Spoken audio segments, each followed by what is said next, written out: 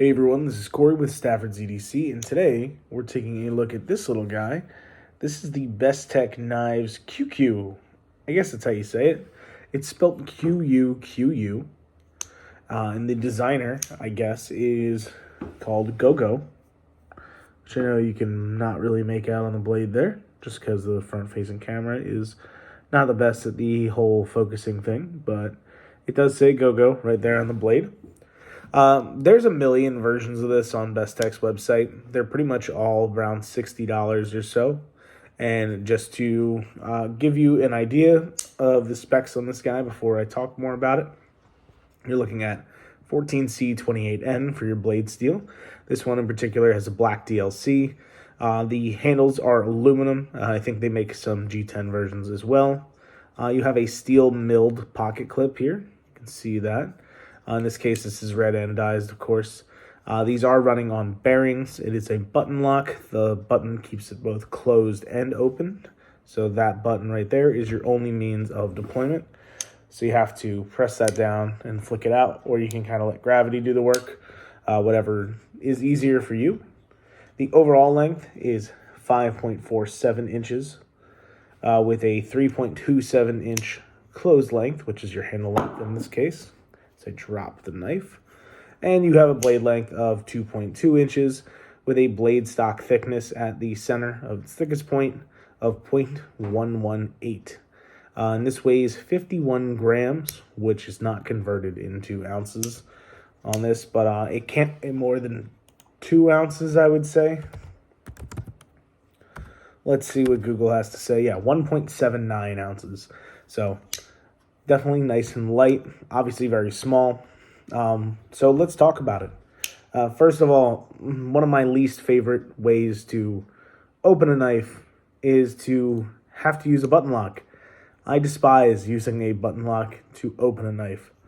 And it's just not my cup of tea. I mean, I understand having some type of mechanism that keeps a knife closed. Now, of course, I don't have a modern folder sitting around, but I'll talk briefly about this. This is a lockback. This is a GEC-made Smith & Sons mud bug from 2020, I believe. The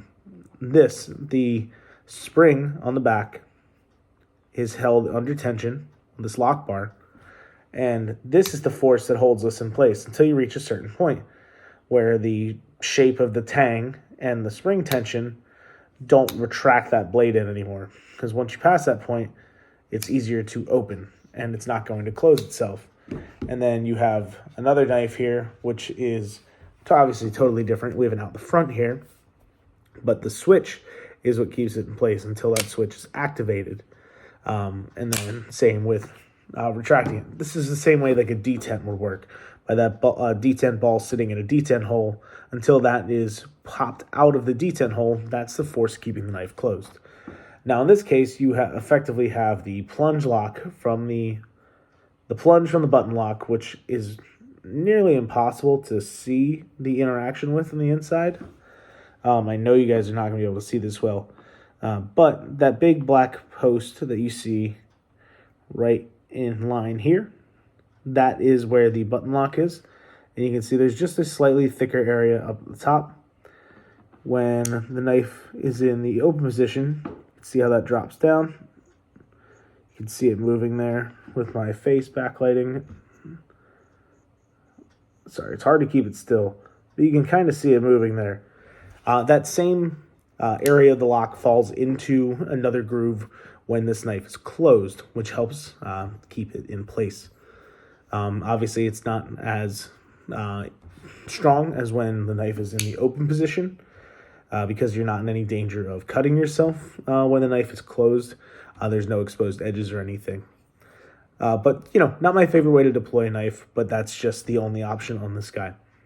One other thing that I found a little bit interesting about this is that because there's no exposed edge, you can see that edge is well sunk within there.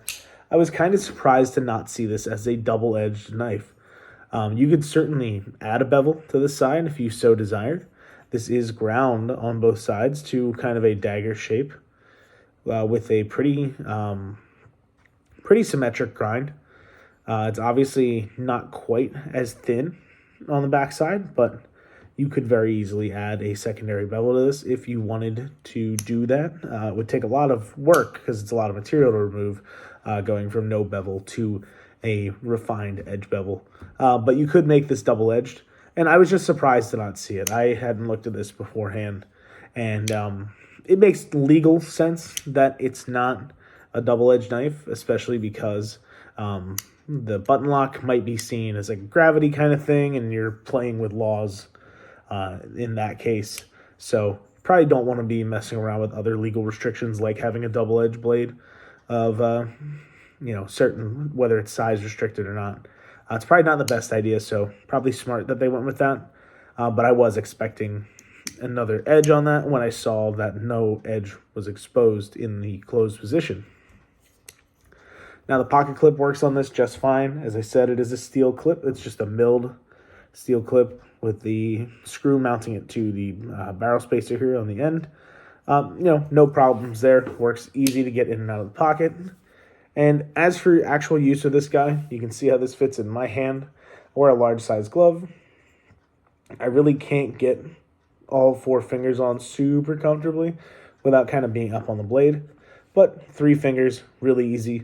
And you have like this single jimp here on the back and the front. And it doesn't really add a whole lot, but it kind of lets you know where you're indexing on this because the whole thing is kind of one continuous shape. Gives you an idea of where you're at when you're holding this. Now the edge and the performance of this knife is fine. It's just a very small blade. You're not working with a very thick blade stock, and you're barely ever seeing the full thickness, especially because of this fullered out section in the middle. You're dealing with less than full resistance essentially everywhere on this knife, except for this area right above the fuller. Even then, it looks like this does kind of distal taper down, so you're really not ever dealing with that full blade thickness that you would all the way down here at the base. I don't know if we're going to catch the light right, but you can see where the grind ends right here. That area would be the only spot that has full thickness, and it's an area you would never cut because there are these little choils here. So you're never going to have to worry about that. Overall, I don't love this just because of the size and the opening method. And I just find that, I don't get any satisfaction out of knives that open with a button lock. There's nothing that's fun about this to me.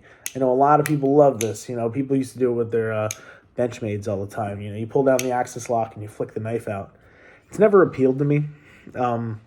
And I just don't find any kind of enjoyment in that. And it's not a practical way to carry, in my opinion.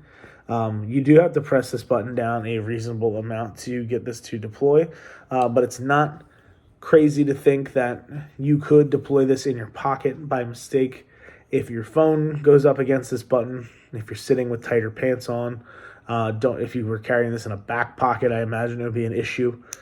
So just be cautious if you use one of these. It's another thing. You're not deploying a lockback or a flipper or front flipper in your pocket 99% of the time because the detent or the spring holding it in place. But whereas a button lock is the only method of deployment, so it's pretty easy to press a button, especially because it's not recessed or protected in any way. So keep that in mind if you do decide to pick one of these up. But that is the Bestech Ququ. I hope you guys enjoyed hearing my thoughts, and let me know what you think about it down below. This little tiny dagger is interesting, but just not for me ultimately. So hope you guys enjoyed hearing my thoughts. Let me know what you think down below. Thanks for watching. Have a great rest of your day. Take care.